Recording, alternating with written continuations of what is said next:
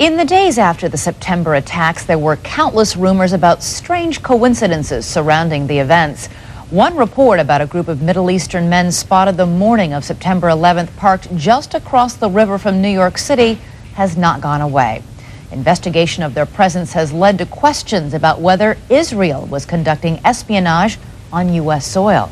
We're joined now by ABC's John Miller with an exclusive report this evening. That's right, Elizabeth. This is a case that took the FBI and the CIA more than 2 months to sort out, while 5 Israelis waited in jail. It began when this woman was watching the Twin Towers burning from her apartment in New Jersey. She noticed 3 men on top of a van, posing for pictures with the towers burning in the background. And I could see that they were like happy. You know, they didn't look shocked to me. You know, they didn't look shocked. I thought it was very strange. The witness called police, who stopped the van hours later and arrested 5 men. All 5, it turns out, were Israeli. They were turned over to the FBI. Sources tell ABC News during a check of national security databases, some of the men were listed as having had connections with Israeli intelligence. At the FBI, that set off alarm bells. The FBI needed the answers to 3 important questions. Who were these men? What brought them to that parking lot on the morning of September 11th? And did they have any advance knowledge of what was going to happen that day? The men said they were just taking pictures at the time. They said they worked for a company called Urban Moving. The FBI obtained a search warrant for the company's offices. 2 SUVs were filled up with between 9 and 12 boxes and computers. Not long after the arrests, the offices of Urban Moving were simply abandoned. Almost everything was left behind. In jail, the 5 Israelis were repeatedly interrogated and given lie detector tests. Stephen Gordon was their American lawyer. They were asked questions if they had ever been approached by or hired by any non-United States intelligence community.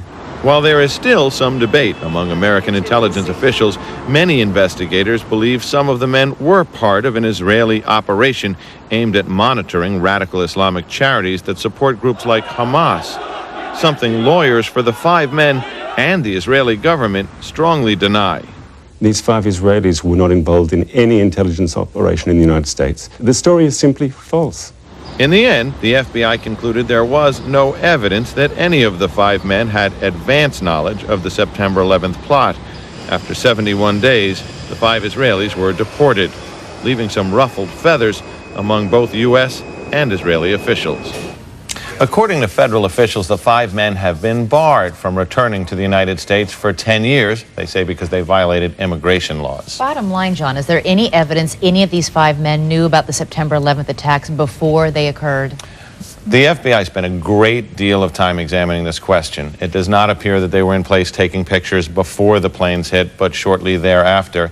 And they say they haven't uncovered evidence that any of these 5 men, and they did their backgrounds, they searched apartments, they telephone records and so on, had any advance knowledge of the attack. And while the FBI or certain sources might believe that in fact they were Israeli intelligence, they don't believe that the U.S. was a target, that they were actually investigating Muslim groups? They believe if this was an intelligence operation by Israel, that it was focused on the Islamic groups and charities that raise money for groups that are considered by U.S. law enforcement and others terrorist groups.